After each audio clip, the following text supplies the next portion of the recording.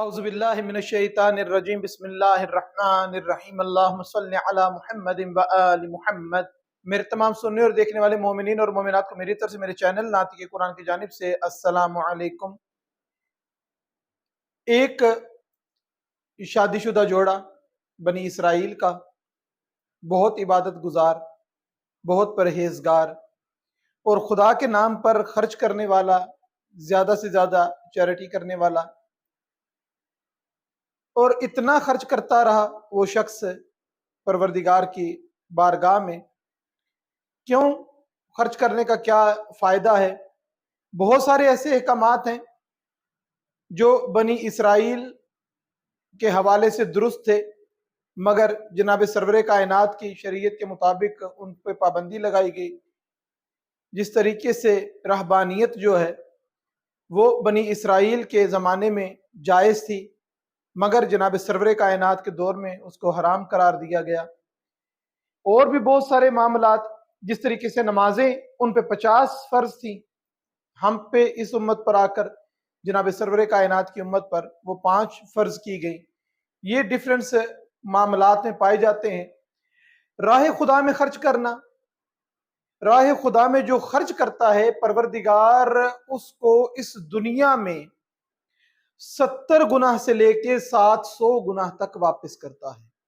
اس دنیا میں، آخرت کی بات نہیں ہے، اس دنیا کی بات۔ جو راہ خدا میں خرچ کرتا ہے، خدا کی خاطر خدا کے نام پہ خرچ کرتا ہے، تو پروردگار اس دنیا میں 70 گناہ سے لے کر 700 گناہ تک اس کو واپس کرتا ہے، اس کے رزق میں اضافہ کرتا ہے۔ اور آخرت میں پروردگار جو عطا کرتا ہے وہ روایات میں ایسے ملتا ہے کہ جب پروردگار اس کو جس چیریٹی کا، اس پروردگار کی راہ میں خرچ کرنے کا، فی سبیل اللہ لوگوں کی مدد کرنے کا، ایسے معاملات کرنے کا جو اس کو اجر آخرت میں ملتا ہے، تو وہ انعامات اور رحمتیں اتنی ہوں گی کہ اسے سنبھالے نہ سنبھلیں گی۔ اس قدر پروردگار آخرت میں عطا کرے گا۔ اسی طریقے سے وہ شخص جو ہے خرچ کرتا ہے، پروردگار اس کے رزق میں اضافہ کرتا ہے۔ ہوتا کیا ہے کہ ایک دن وہ شخص انتقال کر جاتا ہے، دنیا سے چلا جاتا ہے۔ اب جو اس کی بیوی ہے، اب وہ سوچتی ہے کہ جب میرا شوہر زندہ تھا وہ کماتا بھی تھا، خدا کی راہ میں خرچ بھی کرتا تھا، مگر اب وہ کمائی والا جو سلسلہ ہے وہ فی الحال بند ہو چکا ہے۔ اب وہی جو پاس پڑا ہے اسی پہ گزارا کرنا ہے۔ اگر میں جس طریقے سے میرا شوہر راہ خدا میں خرچ کرتا تھا میں بھی خرچ کرتی رہی تو آمدن کے ذرائع کوئی نہیں ہے، خرچہ زیادہ ہو گیا تو پھر کیا کریں گے؟ جیسے ہی یہ خیال اس کے ذہن میں آیا تو فوراً اس کی سوچ نے پلٹا کھایا، اس کی سوچ بدلی اور وہ سوچنے لگی کہ میرا شوہر مرا ہے، خدا نہیں مرا، خدا موجود ہے، اور جب میرا شوہر بھی تھا تب بھی خدا ہی مجھے عطا کرتا تھا۔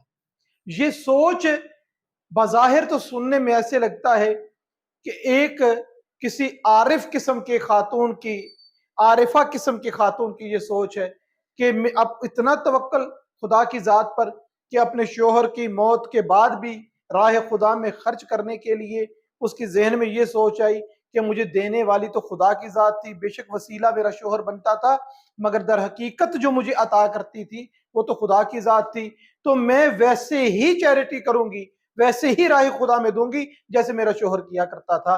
سننے میں، دیکھنے میں، پڑھنے میں تو یہ لگتا ہے کہ یہ بہترین نیت ہے، بہترین بات ہے، مگر جب آپ اس پورے واقعے کو سنیں گے تو پھر سمجھ میں آئے گا کہ یہ جو خیال اس کے ذہن میں آیا ہے یہ خیال رحمانی نہیں ہے، یہ خیال شیطانی ہے، کہ شیطان نے اس کے دل میں ایسی چیز ڈالی، اور شیطان کرتا ہی یہ ہے کہ برائی کو اچھائی بنا کے دکھاتا ہے، غلط میں صحیح کی ملاوٹ کر کے دکھاتا ہے۔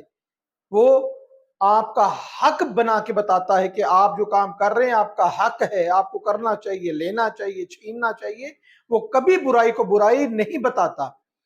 اگر شیطان برائی کو برائی بتا کر ظاہر کرے تو کبھی کوئی انسان شیطان کی بات نہ مانے۔ خیر، اس خاتون نے جو نیت کی اور ویسی چیریٹی شروع کر دی. اس خاتون کا 3-4 سال کا ایک بچہ تھا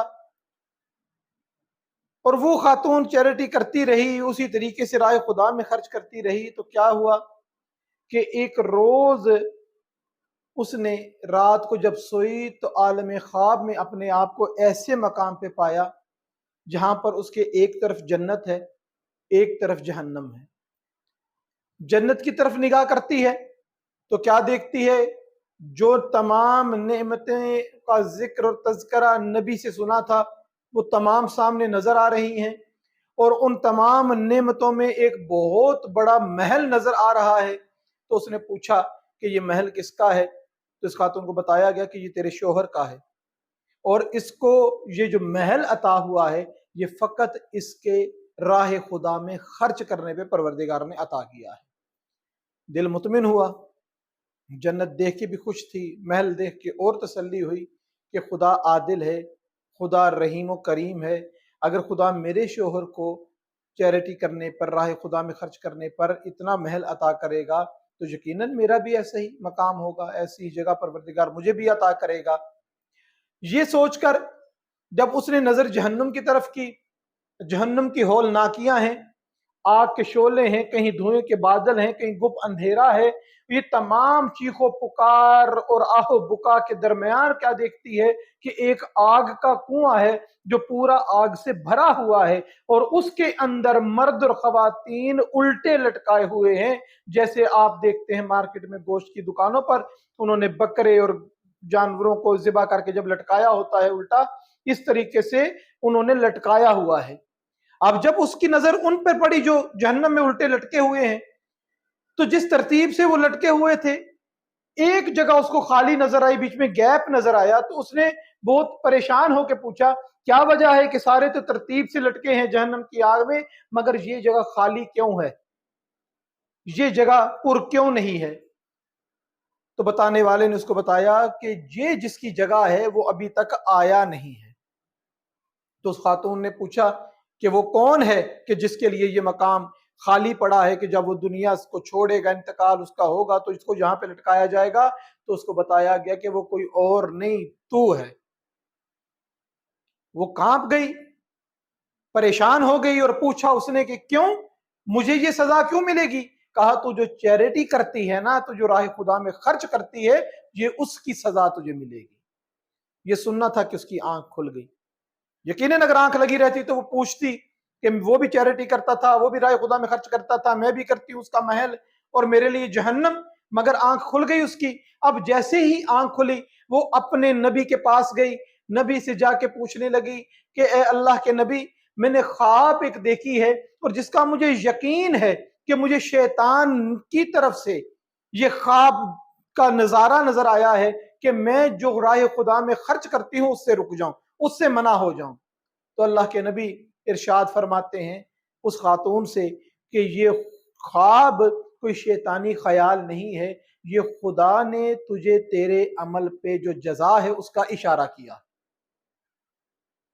اب وہ نبی خدا سے کہنے لگی کہ اللہ کے نبی، یہ کیسا عدل ہے، یہ کیسا انصاف ہے کہ میں نے جنت میں اپنے شوہر کا محل دیکھا ہے جو اسی راہ خدا میں خرچ کرنے کی وجہ سے پروردگار نے عطا کیا، اب میں وہ کام کرتی ہوں تو میرے لیے جہنم کا عذاب کیوں ہے؟ تو اس وقت اللہ کے نبی فرماتے ہیں کہ اے خاتون، یاد رکھ وہ بندہ جو راہ خدا میں خرچ کرتا تھا وہ اپنے مال سے کرتا تھا، اور تو جو راہ خدا میں خرچ کر رہی ہے وہ مال تیرا نہیں، وہ تیرے اس بچے کا ہے جو بھی بالغ نہیں ہوا. جب تک اس کی اجازت نہ ہو تو اس کے مال کو راہ خدا میں خرچ نہیں کر سکتی. اب میرے مومنین بہن بھائیوں کو سمجھ آئی ہوگی کہ وہ جو خیال آیا تھا نا کہ مجھے رب دیتا ہے، خدا دیتا ہے، میرا شوہر چلا گیا، خدا تو موجود ہے، یہ خیال رحمانی نہیں تھا، یہ خیال شیطانی تھا جو شیطان نے بہترین سے لحاف میں لپیٹ کر اس کے سامنے پیش کیا تھا کہ وہ شخص اس کو وہ شیطان اس کو بہکا سکے، نیکی دکھا کر اس سے برائی کروا سکے. اب کیوں خرچ نہیں کر سکتی؟ بس اس پہ گفتگو کر کے ختم کرتا ہوں. ایک حدیث آپ سب نے سن رکھی ہے کہ جو اپنے زمانے کے امام کی معرفت کے بغیر چلا گیا دنیا سے، وہ جاہلیت کی موت مرا۔ اسی طریقے سے ایک اور حدیث وارد ہوئی ہے کہ جو شخص بغیر وصیت کیے دنیا سے چلا گیا وہ جاہلیت کی موت مرا۔ بہت پیچیدہ مسائل ہیں وصیت کے اعتبار سے۔ جس گھر میں نابالغ بچہ ہے، اس کا سرپرست بغیر وصیت کے چلا گیا، اس گھر میں ٹھہرنا، نماز پڑھنا، وضو کرنا، یہ سب منع ہے۔ انشاءاللہ کبھی موقع ہوا تو اس پہ تفصیلی گفتگو کی جائے گی۔ البتہ وہ مال جو میرا ہے، جو میرے تسلط میں ہے، جو میرا اپنا ہے، اس کو راہ خدا میں خرچ کرنے سے پروردگار جنت میں محل عطا کرتا ہے۔ پروردگار سے دعا ہے کہ پروردگارہ ہمیں صحیح معنوں میں شریعت محمد اور آل محمد علیہ السلام کو پڑھنے، سمجھنے اور اس پر عمل کرنے کی توفیق عطا فرما۔ وما علینا الا البلاغ۔